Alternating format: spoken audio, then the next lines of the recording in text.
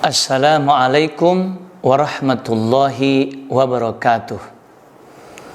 Alhamdulillahilladzi ja'alal arda firasha was samaa binaa. Asyhadu an la ilaha illallah wahdahu la syarikalah wa asyhadu anna Muhammadan abduhu wa rasuluh la nabiyya ba'dah. Allahumma shalli wa sallim ala sayyidina Muhammad wa ala alihi wa sahbihi wa man tabi'ahu ila yaumil qiyamah. Amma ba'du. Alhamdulillah kita bertemu kembali pada video pembelajaran terjemah Al-Quran metode Al-Huda. Kali ini kita masuk video yang ke-23.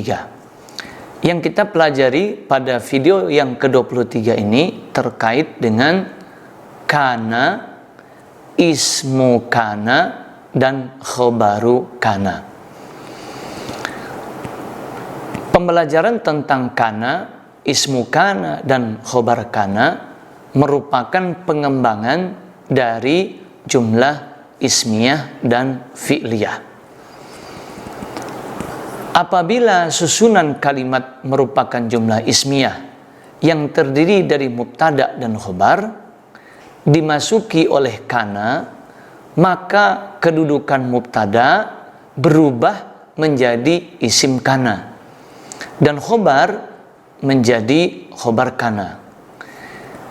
Untuk isim kana bisa zohir atau tampak, namun bisa juga domir atau tersembunyi di ciri pelaku pada fiil kananya. Sedangkan khobar kana sama seperti khobar mubtada, bisa berbentuk khobar mufrad, khobar jumlah, maupun khobar syibhul jumlah. Namun sebagai catatan, ketika kalimat diawali oleh kana, maka kalimat tersebut disebut jumlah fi'liyah karena kana adalah fi'il. Contoh, kanal mujahidu syahidan. Artinya, orang yang berjihad itu adalah mati syahid. Pada contoh di atas, isim kananya adalah al-mujahidu dan khobar kananya adalah syahidan. Untuk isim kananya al-mujahidu disebut zohir karena tampak atau utuh sebagai kata tersendiri terpisah dari fiil kananya. Sedangkan khobar kananya adalah syahidan, disebut khobar mufrad karena berbentuk isim. Contoh kedua, kuntum syuhada'a. Artinya kalian adalah saksi-saksi. Pada contoh di atas, isim kananya adalah antum dan khobar kananya adalah syuhada'a. Untuk isim kananya antum dicirikan dengan tum, disebut domir atau tersembunyi karena sudah menyatu pada fiil kananya, dia tidak tampak sebagai kata tersendiri dan sudah menyatu dengan fiil kananya. Sedangkan khobar kananya adalah syuhada'a, disebut khobar mufrad karena berbentuk isim meskipun dari segi jumlah atau bilangannya berbentuk jamak, yaitu jamak taksir karena tidak ada ciri jamaknya. Sebagai catatan, kana termasuk fiil.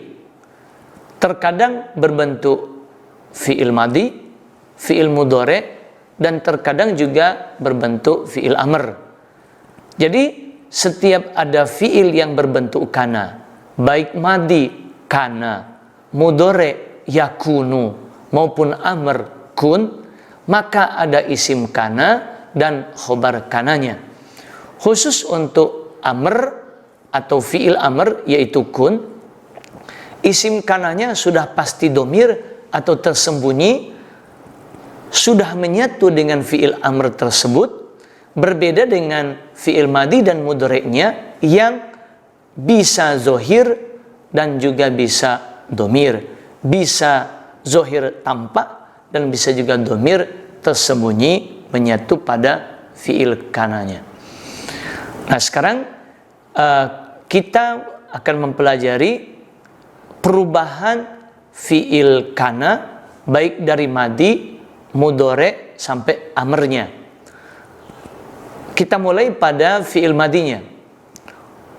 Mulai dari huwa, kana, huma, kana, hum, kanu, hiya, kanat, huma, kanata, hunna, kunna, anta, kunta, antuma, kuntuma, antum, kuntum, anti, kunti, antuma, kuntuma, antunna, kuntunna, ana, kuntu, dan nahnu, kunna.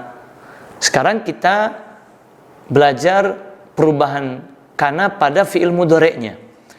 Mulai dari huwa, huwa yakunu, huma yakunani, hum yakununa, hiya takunu, huma takunani, hunna yakunna, anta takunu, antuma takunani, antum takununa, anti takunina, antuma takunani, antunna takunna, ana akunu, nahnu nakunu.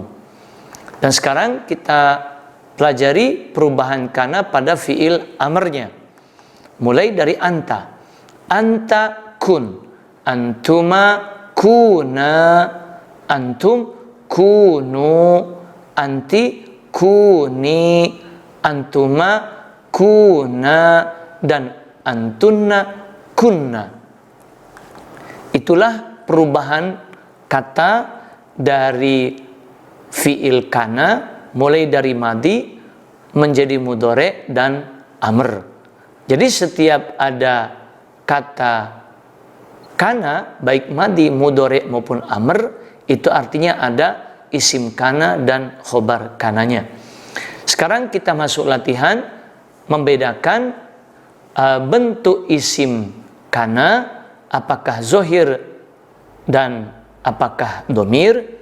Begitu pula kita belajar membedakan khobar kana, apakah khobar mufrad, jumlah, ataukah syibhul jumlah. Yang pertama, walahum adzabun alimun bima kanu yakdzibuna. Kita artikan terlebih dahulu. Kata yang pertama wa, artinya dan. Kata yang kedua dan ketiga tulisannya bersambung, yaitu lahum. Kata yang pertama la artinya bagi, yang kedua hum artinya mereka. Kemudian kata yang keempat adzabun artinya siksa. Kata yang kelima alimun artinya yang pedih. Lalu kata yang ke-6 dan ke-7 dua kata bersambung tulisannya, yaitu bima. Yang pertama bi artinya dengan atau disebabkan. Kata yang kedua ma artinya apa yang. Kata yang ke-8 kanu artinya mereka adalah. Pada kata kanu mengandung arti mereka, yang menunjukkan mereka pada kata kanu adalah waw sukun dan alif di akhir kata. Lalu kata yang ke-9 yakdzibuna artinya mereka berdusta.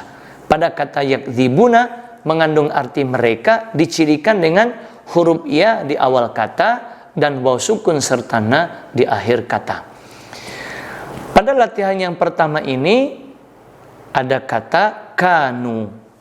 Pada kata kanu sudah mengandung isim kana, yaitu hum, dicirikan dengan waw sukun dan alif. Isim kana hum dicirikan dengan waw alif disebut domir atau tersembunyi, karena sudah menyatu dengan fiil kananya. Untuk khobar kananya yakdzibuna disebut khobar jumlah.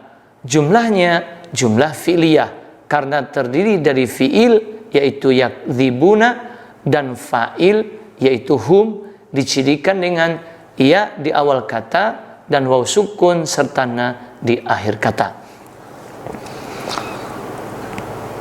Lalu kita masuk latihan yang kedua.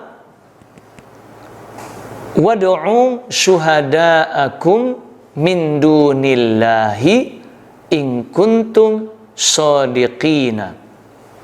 Kata yang pertama wa artinya dan, yang kedua ud'u artinya ajaklah kalian.